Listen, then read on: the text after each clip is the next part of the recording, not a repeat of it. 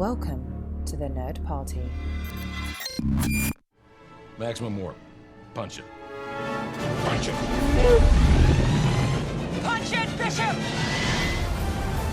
Punch it. Punch that shit! Let's punch it.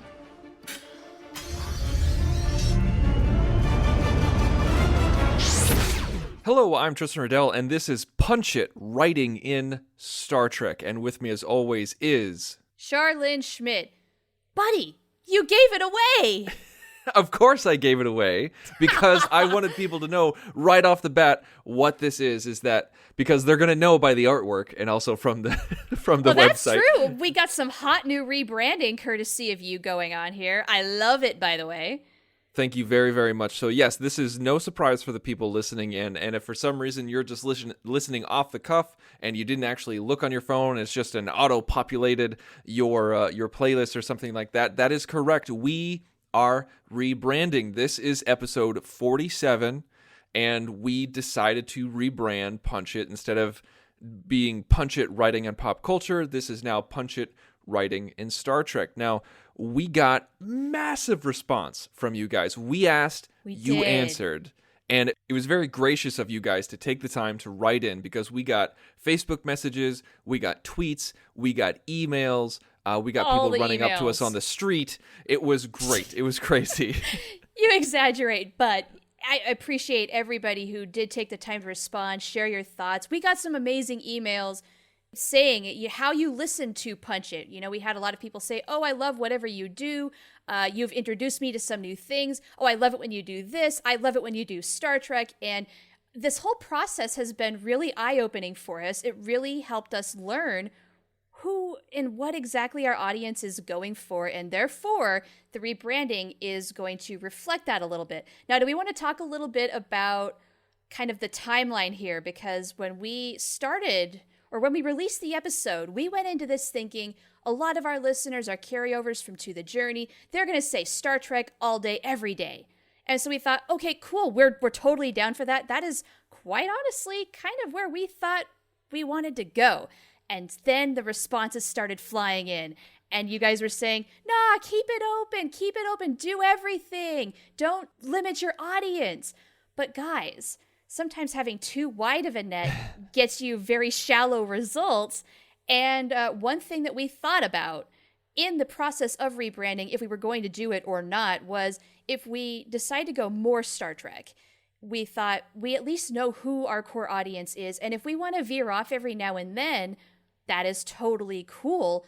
And so when the keep it open responses started really overwhelming the poll, we just thought, But then, give it a few days later, it sort of started to reverse. Suddenly the Trek votes started coming in and it got very split. But Trek ultimately tipped the scales just a little bit. And we thought, okay, well, you know what? Let's compromise. We can do a little bit of both.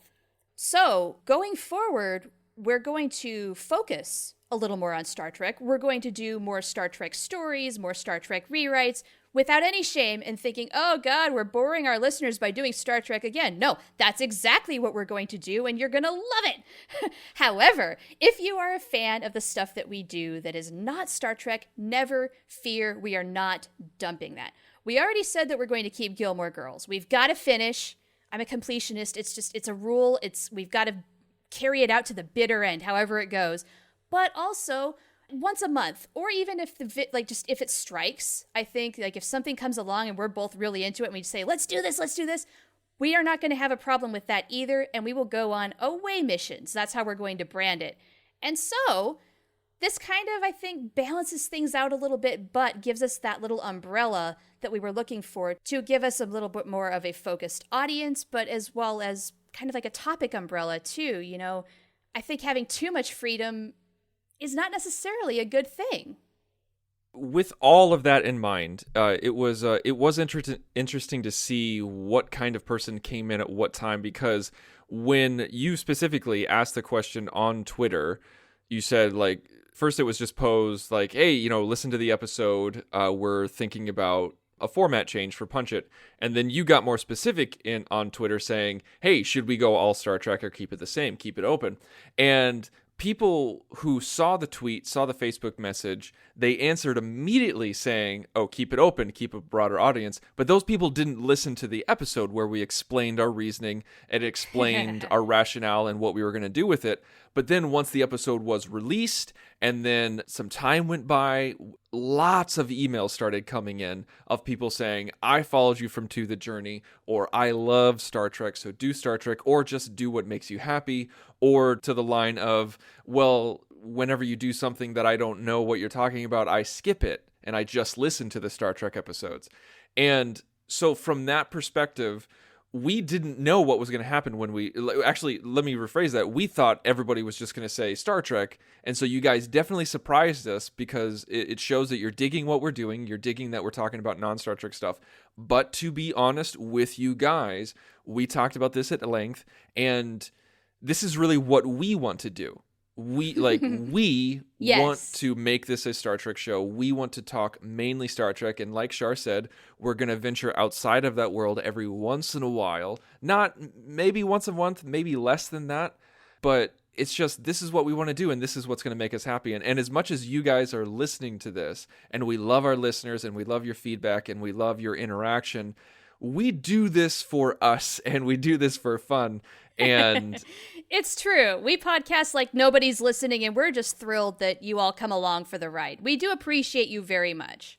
But the thing is that because we feel that way, because we love you guys, but we do it for us as well, you will get a better show out of us because this is our topic and this is our focus. We truly believe that.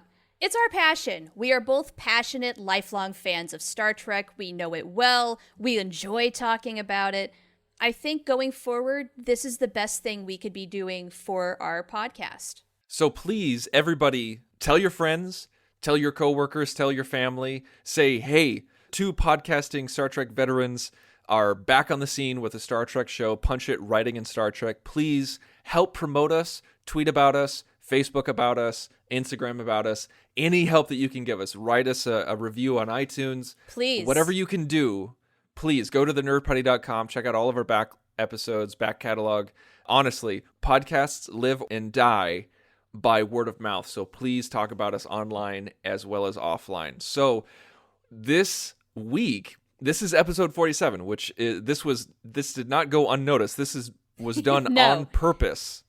Oh yeah, very much so. Even before the rebranding idea. Yeah. 47 is a very distinct number in Star Trek. We knew this was going to be a Star Trek episode. Absolutely. And it's just, we thought it was very befitting that this would be our first official Punch It, Writing in Star Trek episode. And if you saw the artwork, you saw the episode artwork, you saw the tease online, this is a rewrite of the infamous episode of Threshold. That is correct. And I cannot express just how incredibly excited I am about this. Now, some people would say, oh, yeah, Threshold, man, that thing, why don't you just rewrite the whole thing and you don't even keep the title, just write a new episode, that thing sucked. But we talked at length on To the Journey about how much this episode really can be a lot of fun if you just ignore, things like science, the way evolution works and whatnot. But if you go along for the ride and some of the more absurd things that happen, it can be entertaining. We're going to give it some love, as we do with our rewrites. We're going to take some of the things that we liked from the original episode and then transform the rest into what we hope will ultimately be a better story. Do you think we have our work cut out for us or not? Like, sometimes these are so easy they're hard, and sometimes they're so hard they're easy. I'm not really sure where Threshold lies on that scale. Well, when we were on To the Journey, whenever we did rewrites, we would say all the time, we don't do the worst episodes because it's too easy. Like, we would just start over and start from scratch, and then we're not really rewriting anything. We're just writing a new story. Kind of what I was saying, yeah. But like you said, but with this one, I never understood the hate for this one. I mean, okay, let me rephrase that. When I saw this episode, I saw it live, and then I saw it more than a couple more times when it was on reruns and everything like that. I just thought it was a weird episode. It wasn't until I went online, like later in life, where I was just like, oh, I had no idea that this was like the most hated episode of all time out of all of Star Trek. But I think this is going to be a lot of fun because I respect the episode for what it is. I respect what it is in the Star Trek fandom and how infamous it is. And it's insane to me that this was the 15th episode of the second season. And this aired in the early year of 1996. That's a long time ago. 21 years. It's pretty insane. And for those of you who might not remember the whole plot of Star Trek Voyager Threshold, I'm going to have a little bit of story time. Yes. For you guys. So here you go. Here's the plot of Star Trek Voyager's Threshold. Voyager's crew discovers a rare, more stable form of dilithium that they postulate could power a warp drive beyond Warp 10. This would allow Voyager to reach the Alpha Quadrant nearly instantaneously. Although holodeck simulations proved disastrous, Lieutenant Paris comes up with an idea after an off-the-cuff discussion with Neelix. The next simulation is successful, and a shuttlecraft dubbed the Cochrane is prepared for a full test flight. The doctor identifies a rare medical condition in Lieutenant Paris, indicating a 2% chance that he will suffer lethal effects from the test flight, and recommends assigning Ensign Kim as test pilot. Paris convinces Captain Janeway to allow him to fly the shuttle despite the small risk. Paris successfully breaks the Warp 10 barrier with the Cochrane, rapidly disappearing from Voyager sensors. The crew begins to try to track the shuttle, but soon the Cochrane reappears, Paris unconscious at the controls.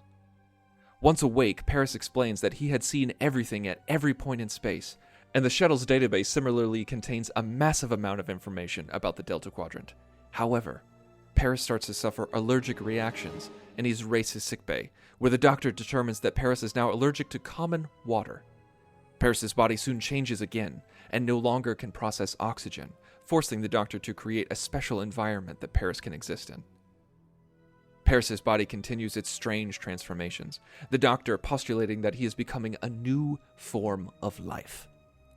Before the doctor can use an anti-proton treatment to return Paris to his human form, Paris escapes, disrupts Voyager's internal systems, and kidnaps Janeway on the Cochrane. By the time the crew restore the damage Paris had done, the Cochrane had taken off to Warp 10. As Voyager follows the shuttle's trail, eventually coming to a planet covered with swamps, the doctor explains that the mutation patterns in Paris's DNA are consistent with those of evolution. Near the shuttle, they discover two amphibian beings with trace DNA of Paris and Janeway. The two have mated and have had 3 offspring. The crew recover their transformed crew members to be returned to human by the doctor and leave the offspring behind. So there you go. That's a Star Trek story in a nutshell right there. I love it. They find that they have mated. It's insane. Okay, so how did you feel about them leaving the offspring behind? That, I always thought that was a little bit of a cop-out. Just an easy way to not deal with that little situation. Right? Right? Yeah, this episode really was trying to forget that it happened.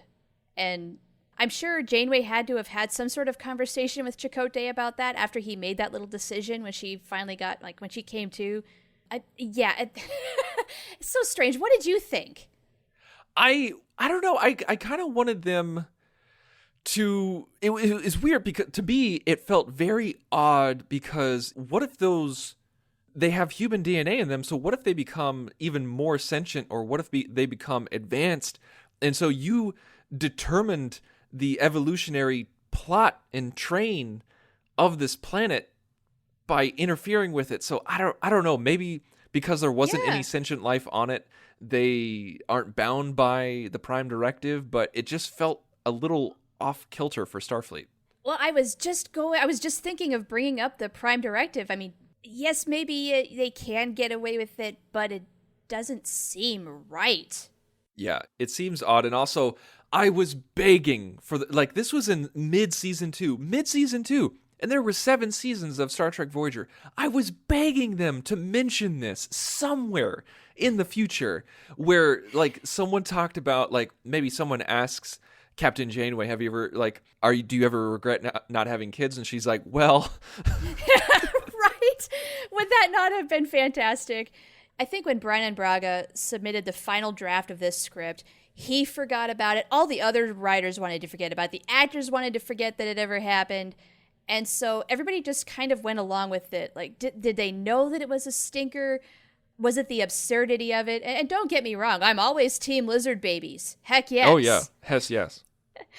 But this episode does pose a lot of problems with no solutions. And so I think now is the point where we talk about what we want to keep and what we want to dump out of this episode. Well, actually, I'm going to disagree with you on that one because you and I, normally, when we do a rewrite, we have a blank whiteboard and we don't think about it. We don't have any ideas. We just come at it fresh. But this time, we want to be honest with you guys. This is episode 47. This is the first episode of a rebranded Punch It writing in Star Trek. And you and I both had a few ideas of where we could go, what we could change of this episode. And you and I think that it might be the same idea because I have no idea what you were thinking and you have no idea what I was thinking. Right. We don't discuss this before the show if we do go in with an idea. And it just so happens we both said, I have an idea. Well, episode 5 of Star Trek Discovery aired last night. Does your idea have anything to do with that? Not specifically episode 5, but specifically something with the Discovery, yes. Okay.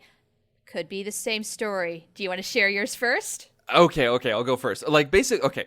So here's the thing, is that this would be, it's 21 years later, we're rewriting it. We can do it in whatever, we can do whatever the hell we want because this is all retrospective. This is all hindsight 2020. It is. As the mission log guys say, this is the home game version of writing Star Trek where we get to do whatever we want. Yeah, exactly. And so with that in mind, I would love to alter the whole Warp 10 thing because it never set well with me. It never set well with me because in All Good Things, they have Admiral Riker say, go to Warp 13. Sure. And I believe even Captain Beverly Picard says that as well. You can write that off as that being an alternate future. But this is kind of changing the rules, right? Yeah, like some people kind of retcon it by saying, oh, well, when they say Warp 13, it's really what they mean is Warp 9.99999999999, you know, that kind of thing.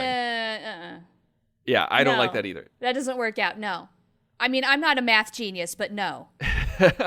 And so I want to disregard that, where I want to say, like, in Enterprise, where they explore the first Warp 5 engine, it wasn't like Warp 10, when Jonathan Archer's father conceived of the Warp 5 engine, it's not like they said, okay, well, one day we'll get to Warp 6 and 7 and 8 and 9, but we won't be able to go to 10. That's theoretically impossible. It's just another stage of faster than light. It's just a times table for faster than light. So I want to keep it back to that.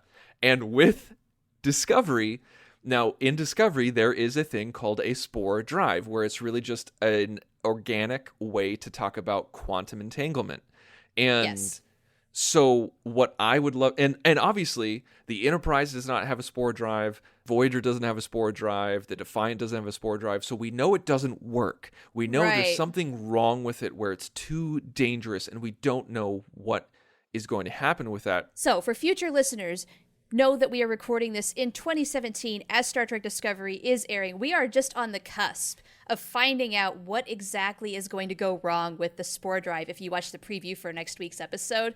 So we don't know a lot of things yet. We could get it completely wrong. But you know what? It's our show. It's our story. We have the creative freedom. And you know what? If a year from now we look back on this episode and completely laugh at our idea, so be it. That's going to be kind of the fun of it. And that's the thing, though, is that, like, with the spore drive and quantum entanglement and jumping, they go to any point in the universe where they need to go. That's essentially, like... That's infinity. That's essentially what Warp 10 is. Right, is that, that is infinity. Yeah, it's infinity. It's just, it's not limited by dilithium. You know, the warp scale is limited by dilithium's capability. Let's just drop that thing altogether. Yeah, and so what I want to do is I want to have Threshold, but then we're in the opening scene, we're in the mess hall scene with Tom and B'Elanna and and Kim, and they're talking, like, Neelix comes up, and what are you talking about? He's like, oh, well, we're trying to go, like, there's this thing called quantum entanglement, and there was this ship in the 23rd century called the Discovery. They were experimenting with a thing called a spore drive where they could access the quantum entanglement, but crazy things happened. Lots of people died. Timelines were ripped open. Parallel universes were smashed together. And the Federation and Starfleet said, never again. We're never going to deal with this again because it's too dangerous. But Tom's like, but I have a theory. Yeah, he's been thinking about this. Well, maybe not necessarily just him, because honestly, Voyager is home for Paris, but I'm actually thinking more like Harry. Harry got onto this right away. Okay. This is, I think, his idea, and he just got Tom and B'Elanna on board because he needs their expertise, where what if they found some sort of spore in the Delta Quadrant that could maybe be a little more stable, could be a little bit better. You know, he's been researching this the whole time, trying to figure out what went wrong, what could they do differently, and stuff like that. And so now that all that research is going to come to a head where they find something on some planet, some sort of mushroom that I just love the fact that the Discovery does shrooms and goes to anywhere in infinite velocity. It's kind of like Threshold in and of itself, where like, ooh, that's trippy, you know? Yeah. So anyway, so they come across something in the Delta Quadrant that just might work. But of course, the risk is still really elevated and high, and they have had to fight with Captain Janeway just to get the resources to outfit a shuttle. Never mind the ship, but a shuttle. I would love to see that conversation go down where Kim and B'Elanna are on a planet and they're like, oh, wow, we found this spore, we found this mushroom, we found this thing. Maybe it's even a different version of the tardigram or something like that. I don't know. And now let's keep it with the mushrooms. And yeah, let's not get involved with like Ripper and that species because we know that is bad news. The ethical stuff is weird. Although maybe we can encounter them a little bit later, but I don't want to use them. I love the way that episode 5 dealt with that. Let's leave that be. Sounds good to me. Absolutely. And so with that, it's kind of like the whole, when they present it to Janeway, she shuts it down hard, super hard, where it's almost like the Omega Directive.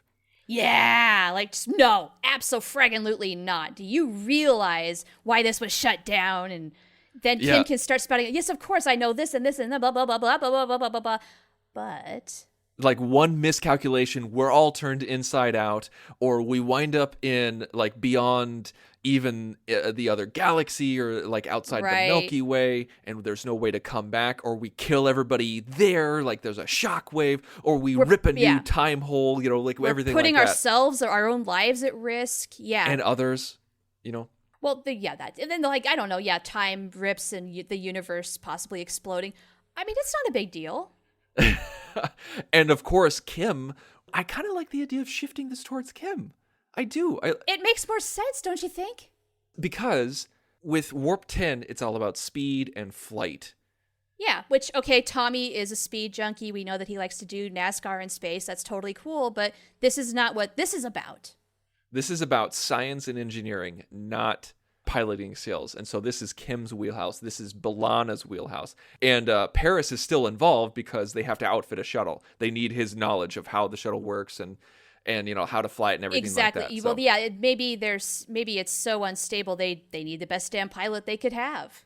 That kind of thing. Yeah, I like that idea. And so, but I like this making a Kim-centric episode and where he really starts to shine. This is pre-astrometrics. So maybe this is where we start to see that Kim is way more interesting and intelligent than just an ensign on the bridge. Totally. And much needed character growth. So what convinces Janeway? Like, what gets her to say? Because I think what happens is they present the material. Janeway says, no, get the hell out of my office. But they continue to do their research, and they get enough research to convince Janeway. What convinces Janeway? Well, this might be a very simplistic answer, but science. Appeal to her heartstrings.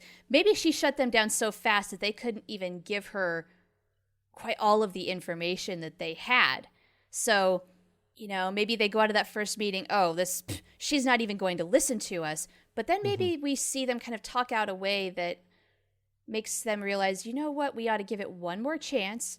We can find a way to get her to listen to us because we have like some equation or some sort of formula, some method, something.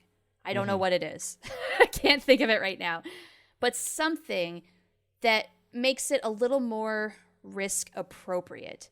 And they can appeal, look, all it takes is one successful trip to get us home.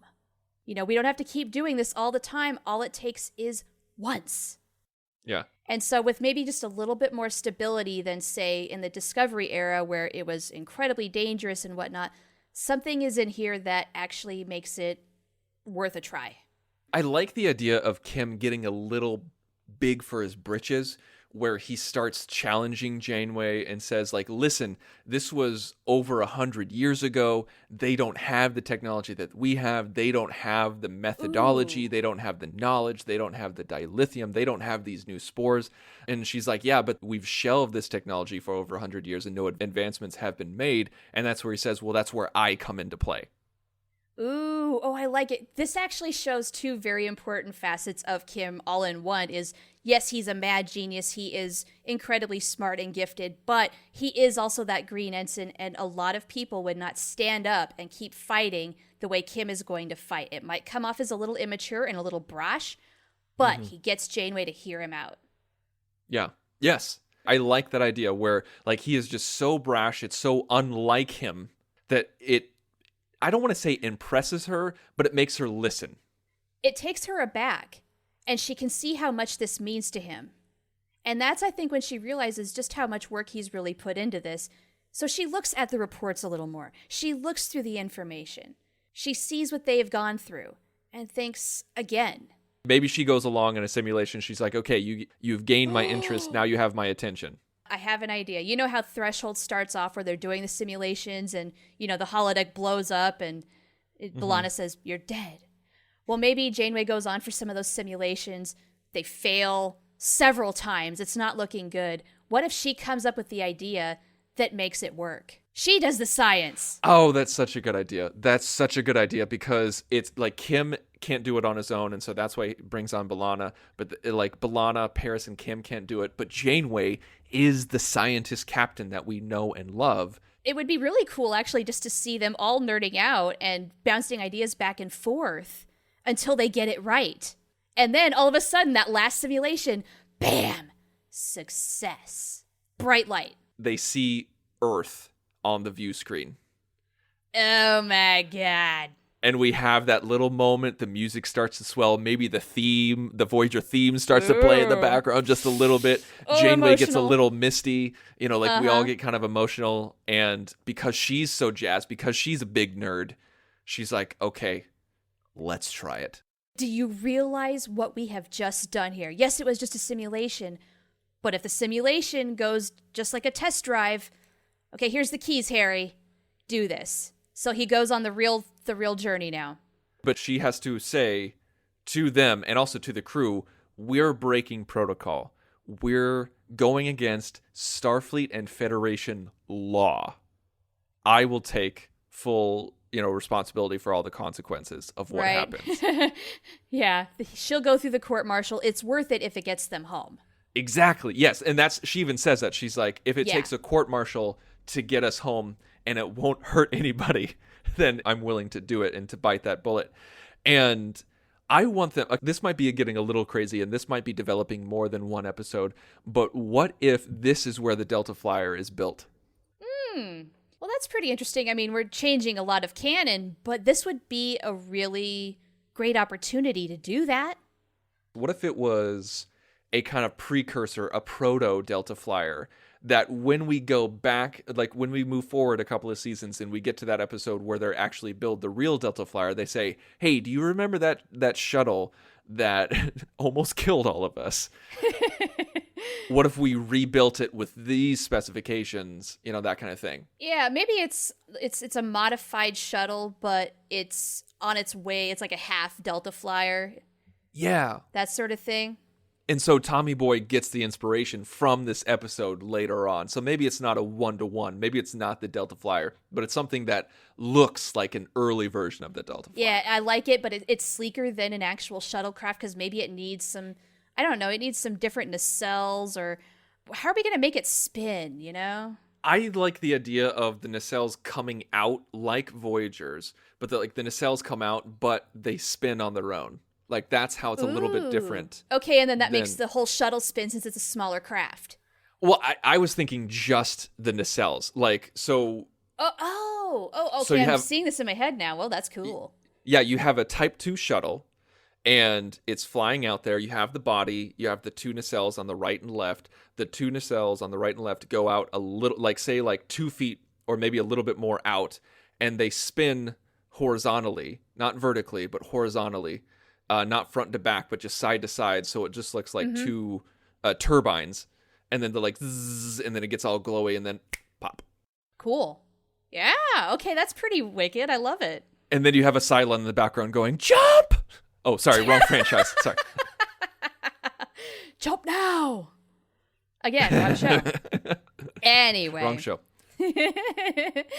So, what goes wrong? What happens in the interim? How do they think they succeed, and then it all goes wrong? Because we can't have them go home, so what's their test site? Where do they go and come back? Oh, but I mean, if it is infinite, why don't they go to Earth? But what if it's not the Earth that we know? What if it's an alternate Earth? If it's not the right Earth? I don't know if I want to go down that rabbit hole. No? I think what we could do is they say, like, okay, we cannot test all the way to Earth. That's too far. Let's test a couple of light years away. Or let's test, like, maybe they do a few tests or something like that. Okay, I like that. That actually falls in line with what we've seen with Discovery, where it's really hard to navigate, and the further you try to navigate, or the more difficulty you have, the less successful you're going to be. So, okay, couple of light years. Do they make it or don't they? I want to say that they make it. Yeah. You know, just sort of like how Tom did his first flight just fine and came back and then things started going crazy. So, yeah, what is going to go wrong here? Yeah, I want to see them do a few where they do a couple light years, then they do 20 light years, then they do 100 light years. And they're starting to think, okay, like, all right, we cheated death. We're the astronauts. We're the cowboys. We're doing what the Discovery couldn't do. We ripped off the mask of nature and showed the face of God, like that phrase or whatever, you know, like they're really gung ho about themselves. And I like but it. then something goes wrong. I want something. We got kind of a tease with the end of episode 5. I don't want to. If you haven't seen episode 5, I don't really want to spoil too much. So just fast forward 30 seconds. I guess just fast forward 30 seconds, or just listen. We have to discuss it. We have to discuss it. At the very end of episode 5, we see Stamets looking in the mirror with his partner, and then they finish brushing their teeth, and then they walk away. But then the camera goes back to the bathroom, and Stamets' reflection is still there. Then it walks away on its own. So there was a delay. We have no idea what happened. And so that's all we know for right now. Yeah. Again, we don't know. We don't know what's going on. That was just the only real taste we got that something is not right. So are we going to maybe see multiple versions of Harry walking around the ship that are time delayed? What if this was a 3-part arc, kind of like an Enterprise, where the first episode was all about the research, the development, and then Janeway saying yes. And then the second episode is about them building the ship and then testing the ship. And the third episode is where the crap hits the fan. Is that too spread out? I'm a little cold on that idea just because you could do little montages of them building the ship and all that. I think that is spread way too thin. I don't think that's very exciting. I was looking at it from like a 2017 perspective because I definitely feel like you could spread this out. But okay, that's fine. That's neither here nor there. Let's consider this acts. Like it's just 1, 2, 3 acts instead of 1, 2, 3 episodes. Yeah, since this is Voyager and it was airing in the 90s, it was very episodic. I mean, I like the way you're thinking, but I think in order to make that work, it's got to be intertwined with a bunch of other subplots going on where you go from one thing to the other, and this is not the only thing. But then we're writing a whole bunch of other stuff, and we I don't know, we don't need to do that right now. So what about this? So like, I like your idea of Harry encountering multiple versions of himself. Maybe he's the one who spent the most time in the ship doing the tests, even more than Paris.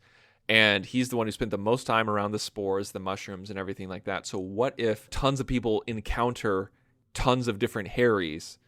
And I mean, there's already precedent in the show. There's like multiple Harrys that die all the time anyway.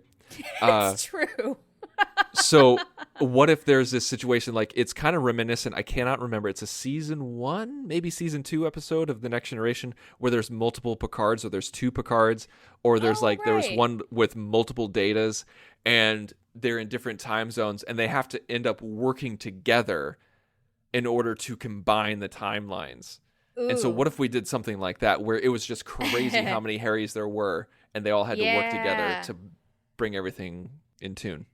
So, yeah, this is much better than him evolving or de-evolving or whatever. This is a little more sound. Mm-hmm. I do like the idea of potentially ripping off that idea just within this context. That makes some sense. Jumping ahead, though, how are we going to solve this? How are they going to work together and set things right? That's the big question my brain thinks of it, and it goes, got nothing. By reintroducing the phase inducers, and they're depolarizing the hull and inverting a quantum torpedo. All of that. Sure.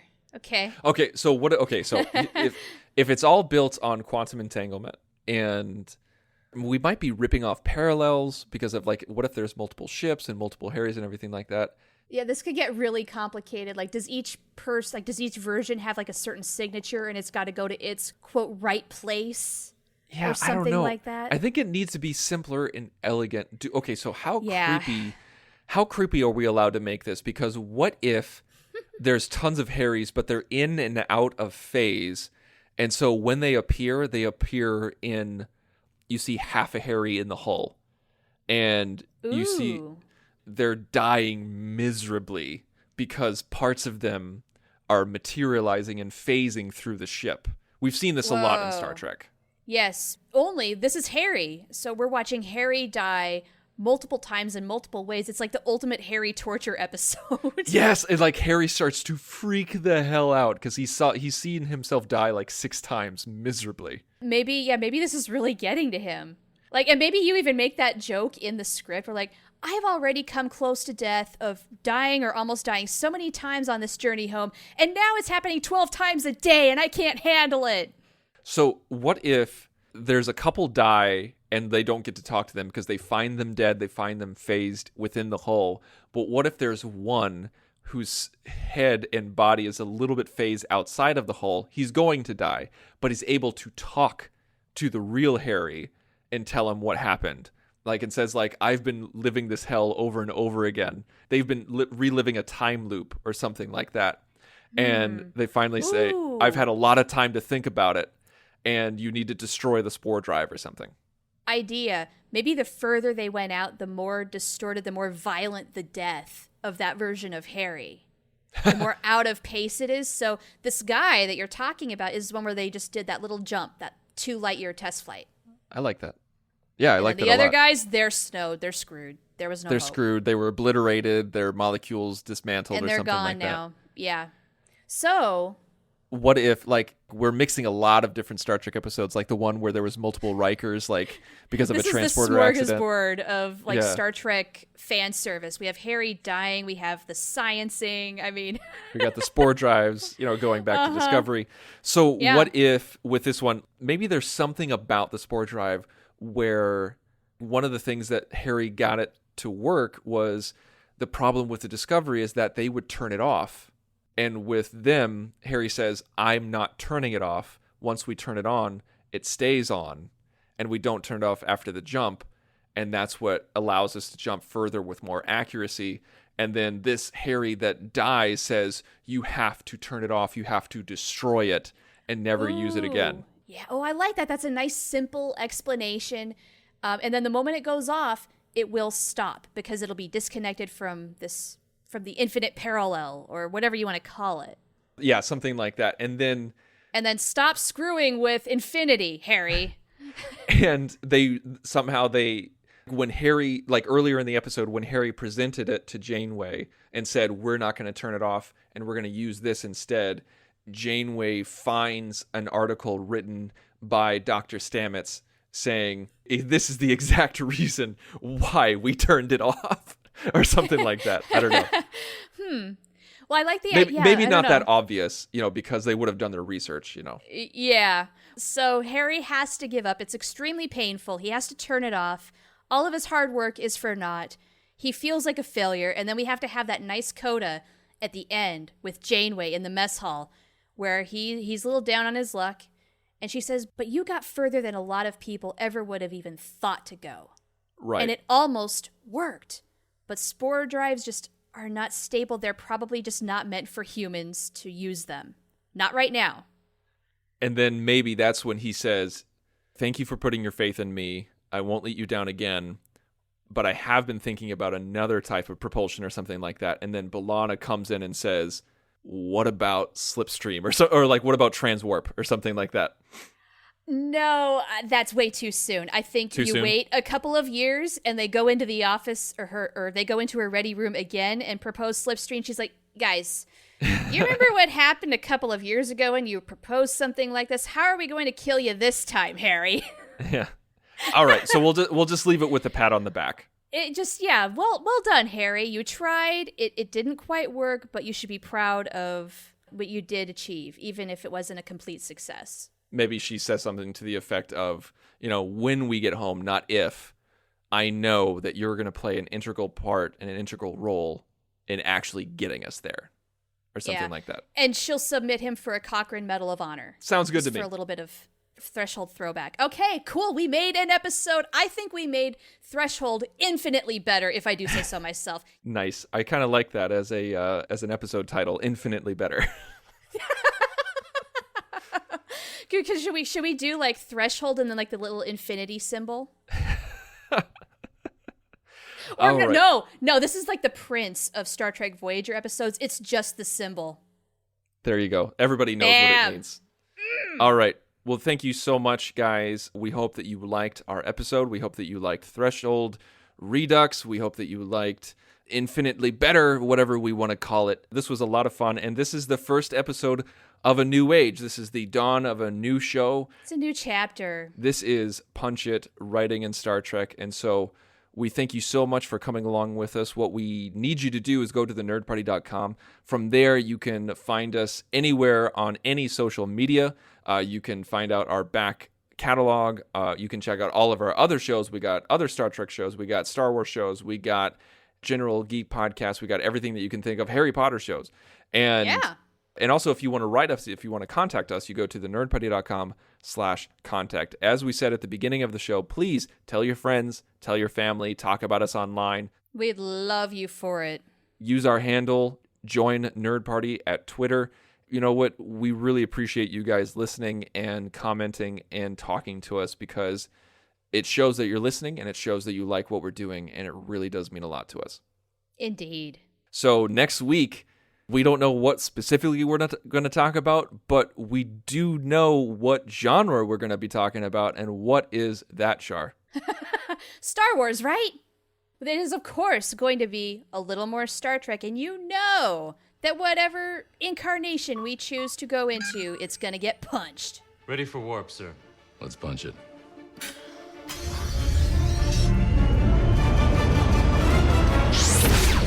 Join the revolution.